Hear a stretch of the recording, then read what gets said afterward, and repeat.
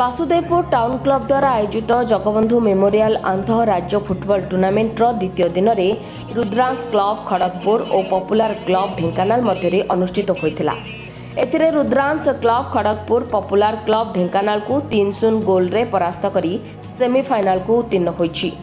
अटल बिहारी उच्च विद्यालय खेल पड़िया रे फ्लड लाइट मध्य चलिथिबा ए खेल देखिबा पई क्रीडा प्रेमी माने बहु संख्यार उपस्थित होई खेलाड़ी मानकु उत्साहित करथिले। मुख्य अतिथि भाव युव समाजसेवी भागीरथी बल सहकारी जंत्री अनिश सुबुद्धि राय युवनेता विजय कुमार महांती समेत टाउन क्लब संपादक महेश चंद्र महांती जुग्म संपादक लक्ष्मण बारिक प्रमुख उपस्थित थिले।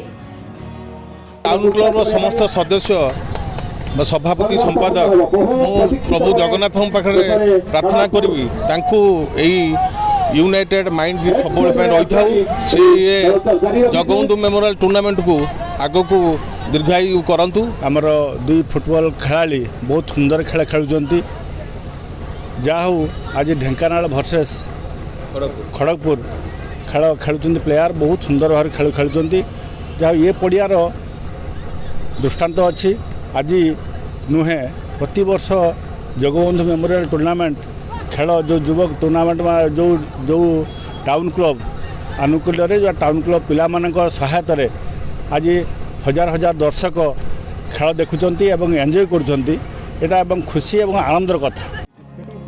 प्रथमार्धरे खेल अमीमांसित रहिबा परे द्वितीयार्धरे खड़गपुर आकर्षणीय खेल प्रदर्शन करी 3-0 गोल रे विजय होइतिला।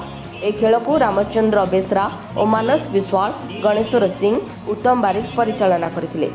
वासुदेवपुररू हेमंत महाराणा का रिपोर्ट स्टेट न्यूज ओडिशा।